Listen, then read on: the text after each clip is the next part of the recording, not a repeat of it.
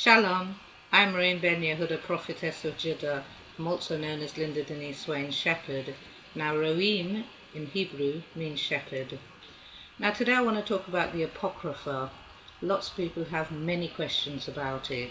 Now Apocrypha simply means books of dubious authenticity, in other words forgeries, most of which appeared between the 12th and the 18th century in Europe. Let's look at a very famous one, the Book of Baruch. Let's go to the Book of Baruch, chapter 1, verse 2. And you will see how interpolations into the Bible can cause problems and the conflicts that we later see. Now, in the 5th year, on the 7th day of the month, at the time when the Chaldeans captured Jerusalem and burnt it to the ground. Now, here Baruch is telling us that it was the 5th year, on the 7th day of the month, which he does not specify, the temple of Jerusalem was destroyed. Now if we go to the first book of Daniel, Daniel 1:1, there we find Daniel telling us that in the 3rd year of the reign of King Jehoiakim, that King Nebuchadnezzar came to Jerusalem and sacked the temple and carried everyone off into exile. Now the book of Baruch, he tells us it was King Zedekiah. The temple in Jerusalem was destroyed under him. If we go then again to 2 Kings 24:12, it will tell us something else.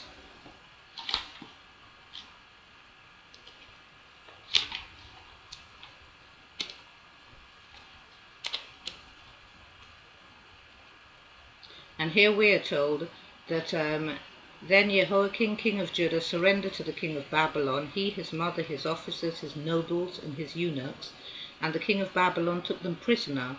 This was in the 8th year of the reign of Jehoiakim. So we have conflicting texts depending on which Bible you're reading.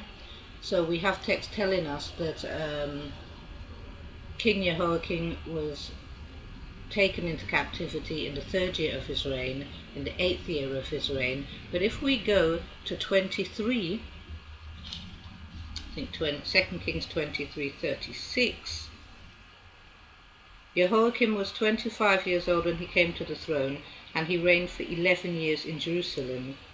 Now, he couldn't reign for 11 years in Jerusalem and then be taken into captivity if you have Daniel saying he only reigned for 3 years before he was taken into captivity, and elsewhere in the Book of Kings he is reigned for 8 years before he's taken into captivity. Also with Baruch, we also have different issues. If we read in the book of Jeremiah that Baruch went into captivity with Jeremiah to ancient Egypt, not to Babylon. So there's a lot of conflicting texts, and these come around because of the interpolations into the Bible. You have various authors writing at different times, and neither of them corresponding with what the other is saying. Hence the glaring anomalies. There are conflicting statements, there are contradictions, additions and subtractions.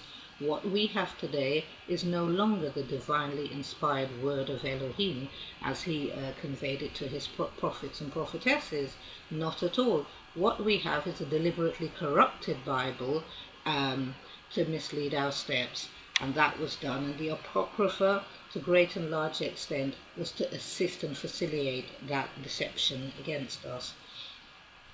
So the Apocrypha, they're not books that people are concealing from us and trying to keep us away from. The Apocrypha has actually been judged frauds. Many of the books have been judged forgeries by scholars around the world. So not just European scholars, but African scholars and beyond. So to come forward today and try to purport them as something they're not is really quite mystifying. I don't even know why someone would wish to do that. If something is being proved categorically to be a forgery, I cannot understand why you would be promoting it as authentic work. They're not authentic works. That's why they were removed from the canon, because they were seen to be so.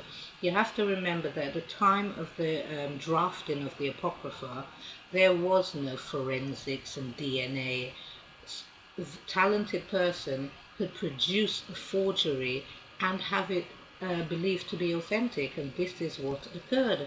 People were looking all over the world for authentic works, and they obviously wanted to believe what they found as well. Another thing with the Apocrypha is the fact that none of it um, speaks about the New Testament. None of it knows about Mary's son. None of it prophesied him. And again, as I said, the glaring contradictions you would get. So when you go to this so-called Babylonia, which is a story in itself, you find that you have this King Nebuchadnezzar and his son Balthazar. But what you find in the historical record is no such king ever existed with that son. So many scholars much earlier placed Vespasian and his son Titus as the kings of this exile. So we have the two destructions, or so-called the destruction of the temple, then the rebuilding, and then the later destruction, and the record became confused.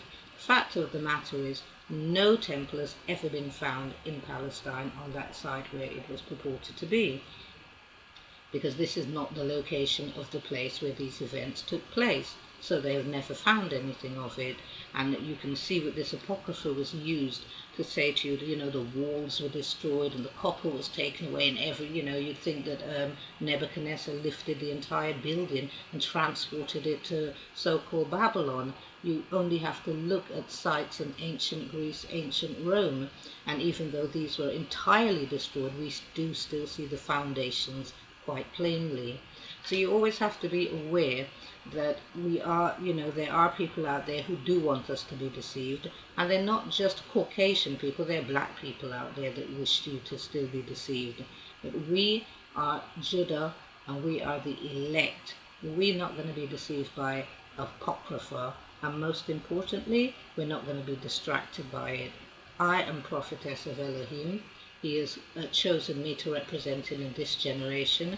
When I open the scriptures, I see all the anomalies, all the conflicting statements, all the contradictory texts. So there's a lot of people, they're reading, they're spiritually blind, they see nothing, and the wicked follow them, and I do believe the wicked follow them, these false teachers, because if they were applying themselves to study, applying themselves to learning the Chumash, they would know a whole lot more than they currently do, instead of going around deceiving the world into accepting false books, forgeries that have been declared to be forgeries, and upon a reading you can actually see that they are forgeries. When we take, for example, the Book of Baruch, it is, and you just read the first couple of chapters up to chapter 5, and you will see there's prose and there's poetry, there's early exilic and post-exilian writing in there. You can see that there is a lot of repetition. If you know your scriptures well, you would see exactly where the repetition is. So it's a pinch of Isaiah, a smattering of wisdom. There is a sprinkling of Daniel, Isaiah, Proverbs. All of these you'll find in there if you actually read the book properly.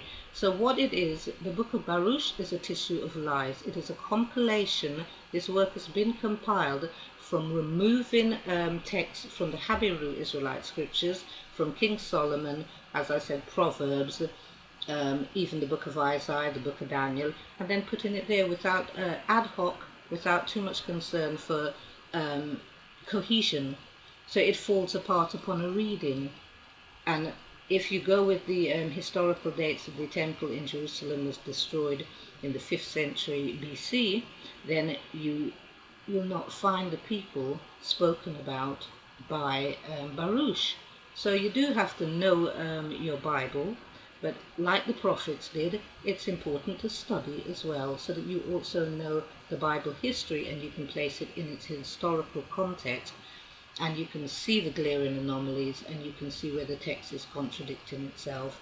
And this way you're actually going to learn, and you're not going to be misled, and you're not going to be deceived, and you will not be distracted, because most of the time what you're finding is you're being distracted by absurdities like the Apocrypha is all authentic. No, it is not. And I've been through it myself, so I would know. And scholars have been through it worldwide, as I said. Historians have gone through it. The clergy has gone through it. And it was rejected because they were proved to be forgeries, and we could place them in a much earlier period of time than they're purported to be. So there's a reason why books are rejected. They're not just rejected because we don't like the look of them. They do contradict the text. They're not. They don't correspond. But what's most important is that they do not. They do not correspond to ancient writing. If you take, for example, the Book of Judith, the Book of Judith doesn't even speak about Nebuchadnezzar, doesn't even know that such a thing occurred, and has a totally different king involved there. And then if you look at the other books of Daniel, Bel and the Serpent, you will see greater anomalies there as well. So these books were put inside because people were deceived at a time when we didn't have forensics to examine works, and very talented people with excellent forgeries could get away with it. As we evolved and science evolved, more importantly, we were able to ascertain that these books were forgeries, and upon a reading you can actually see that for yourselves. So don't be misled, and do not be distracted.